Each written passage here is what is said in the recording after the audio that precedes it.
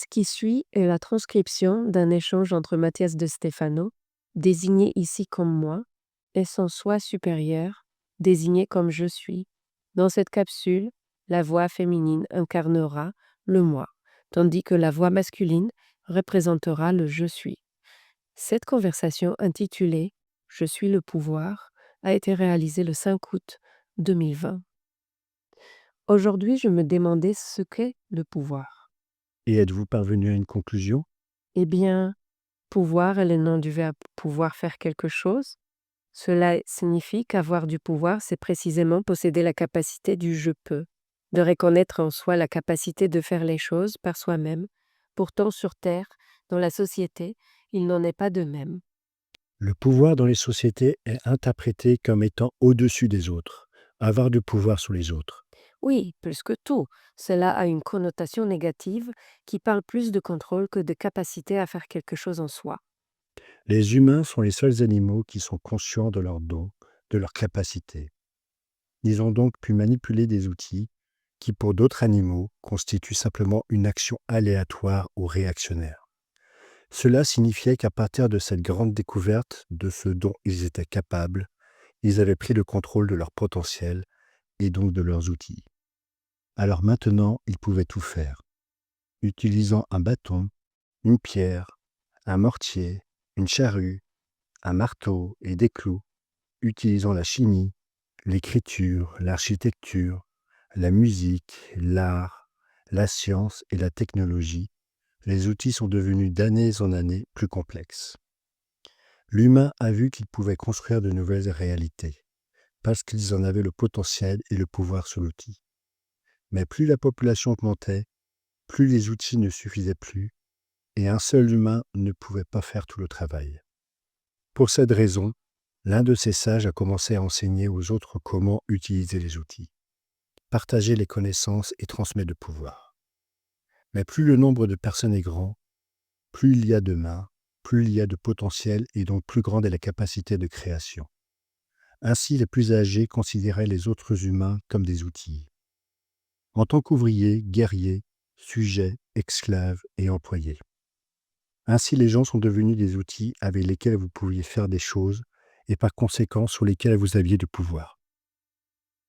Utiliser une personne comme un outil, comme s'il s'agissait d'un marteau ou d'un clou. C'est vrai, c'est ainsi que s'est constitué le sentiment de pouvoir que nous possédons aujourd'hui. Être au pouvoir ne vous rend pas puissant, encore moins capable ou sage. Cela fait simplement de vous quelqu'un qui sait utiliser les gens comme des outils, quelqu'un qui peut utiliser les gens. Jusqu'à ce que les gens se libèrent, se révolutionnent et se battent pour leur liberté, sachant qu'ils le peuvent aussi. Et c'est à ce moment-là qu'ils font la même erreur. Laquelle? Au moment où la révolution se produit et que le ciseau, le marteau, le clou, la gouge, le tournevis, le compas, le niveleur et la clé parviennent à bannir le constructeur. Ils commencent tous à échouer, et bien maintenant, l'un d'eux doit arriver au pouvoir. Eh bien, chacun d'eux a appris à être ce qu'il est. Ils ne savent pas être autre chose. Ils ne savent pas être un bâtisseur, et par conséquent, la bataille mènera au chaos, jusqu'à ce qu'un nouveau bâtisseur apparaisse et leur donne un sens et un but pour exister. Tu le comprends? C'est-à-dire que la lutte pour le pouvoir est constante? La lutte pour le pouvoir est constante si le pouvoir recherché est celui que possède l'autre. Les rois et les reines, les empereurs, les dirigeants. Tout le monde cherche à avoir le pouvoir. Le peuple n'a pas été éduqué pour avoir le pouvoir, mais pour être sous le pouvoir. Soyez un outil. Un concept a été extériorisé qui n'aurait jamais dû venir de l'intérieur de chaque personne. Considérer une autre personne comme un outil n'est pas négatif. Ce qui est négatif, c'est de considérer que tous les outils sont pareils, que ce sont tous des marteaux. Si les outils ne trouvent pas leur but, leur véritable pouvoir, après chaque révolution, un nouveau bâtisseur viendra prendre le pouvoir sur eux. Il existe donc deux types de pouvoir. Celui qui nous fait savoir ce que nous sommes capables de faire avec notre potentiel intérieur et celui qui nous donne envie d'utiliser les autres comme outils pour nos propres objectifs. Et ils sont tous les deux pareils, deux faces d'une même médaille. Une société sans pouvoir et sans recherche de pouvoir n'existe pas. L'humanité a besoin de différents pouvoirs, mais elle a besoin de savoir ce que signifie le pouvoir. C'est la capacité de réalisation, de donner aux autres le sentiment que chacun a un potentiel utile pour l'ensemble, que chacun est unique et à partir de cette conscience, le constructeur construit un pouvoir inégalé, la liberté créatrice des outils. Ainsi, les outils cessent d'être des outils et deviennent des créateurs, des bâtisseurs. C'est ce qu'on appelle l'autonomisation. Encore un concept mal utilisé. L'autonomisation ne consiste pas à retirer à quelqu'un le pouvoir de prendre ce qui m'appartient.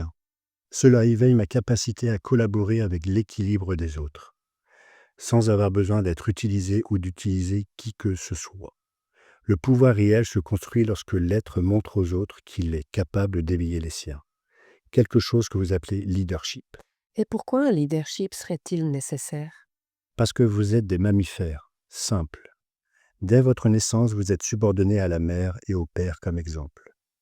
L'un des deux définira la tendance et l'orientation du groupe. La famille a une hiérarchie naturelle.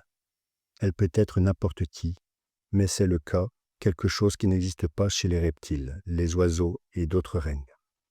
Les mammifères, en particulier les grands mammifères, ont évolué pour migrer, et dans chaque migration, il faut un guide, quelqu'un qui avance. Puis, ils l'appelèrent père, ou chaman, ou chef, roi, etc. Aujourd'hui, c'est un homme politique qui revendique le dit pouvoir.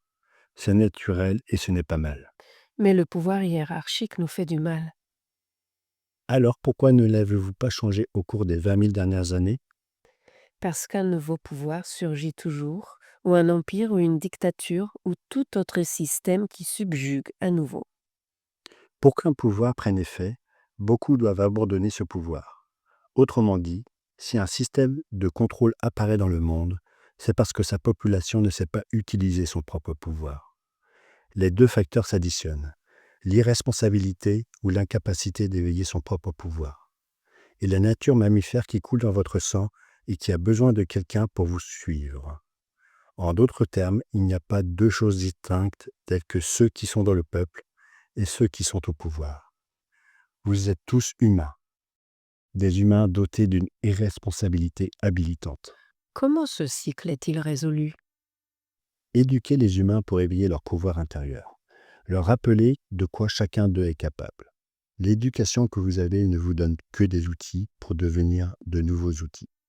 La connaissance et la sagesse ne peuvent être données. Elles peuvent seulement être montrées. Seule la puissance intérieure nous pousse à rechercher la connaissance et à éveiller la sagesse. Apprendre ce qui est enseigné aujourd'hui en tant que citoyen est la prochaine étape pour apprendre à devenir une personne. Eh bien, vous êtes tous des individus avant un collectif. Cela enflamme le potentiel de l'individu et sera utile au collectif. Et dans 3 générations, vous serez tout-puissant. Et qui gouvernera? Le bien informé et le sage. Ceux qui, ayant éveillé leur potentiel, se mettent au service d'outils et de guides, et non de leaders. Transcender la phase mammifère, alors. Évoluer, prendre le pouvoir de l'inconscience, c'est contrôler les outils. Être le pouvoir de la conscience, c'est guider les autres à trouver leurs propres outils. C'est très difficile à faire. Cela prend beaucoup de temps. Et que dois-tu faire d'autre avant? Eh bien, survivre. Oh, c'est vrai, ce détail. C'est le plus grand obstacle à l'autonomisation, le besoin biologique de survivre, manger et dormir. Les gouvernements contrôlent ainsi les populations, les religions le font, et même les familles. Aujourd'hui, tu vas dans ta chambre sans dîner. La punition et la récompense l'appellent. Ce besoin est la principale raison pour laquelle il existe une société, mais pas une civilisation. Les principaux facteurs de la société sont l'agglomération des individus et des groupes, afin que, grâce aux échanges, ils puissent survivre en harmonie le plus longtemps possible. Les principaux facteurs d'une civilisation sont l'incitation au développement culturel et intellectuel, à la formation d'un esprit de recherche, philosophique et artistique. Il est évident que tant que vous n'aurez pas surmonté les besoins sociaux, vous ne pourrez pas construire une civilisation. Cependant, le paradoxe est que la seule façon de résoudre le problème social passe par le civilisé. Chacun a sa propre conception de ce que signifie civilisation. Mais en réalité, tout peuple ou être doté d'une conscience de soi, capable de créer et de générer un bien-être commun, est un être civilisé, qu'il soit originaire de Suisse ou d'Amazonie. Je me souviens qu'il y a 12 000 ans, les dirigeants devaient être très préparés intérieurement avant d'accéder au pouvoir, car ils devaient être un reflet à imiter, pas à suivre. C'est un être doté de pouvoir. L'objectif d'un être cohérent qui reflète l'équilibre interne dans le monde extérieur et qui soit cohérent tant à l'intérieur qu'à l'extérieur. Le monde actuel est fondé sur les formes du pouvoir, mais pas sur son essence. Le grand défi est de s'éloigner de toute conception du pouvoir, à droite comme à gauche, en tant que centre, au-delà des idéologies, au-delà des positions économiques ou éducatives. Derrière ou à l'intérieur de tout cela, il y a un facteur commun, l'humanité. Renforcez le concept humain chez chaque individu et vous aurez l'humanité. Par conséquent, ceux qui éveilleront leur pouvoir intérieur seront ceux qui pourront aider à transcender le social pour atteindre le civilisé et ainsi évoluer. Et pour cela, vous devez vous responsabiliser. Je peux. Je suis le pouvoir.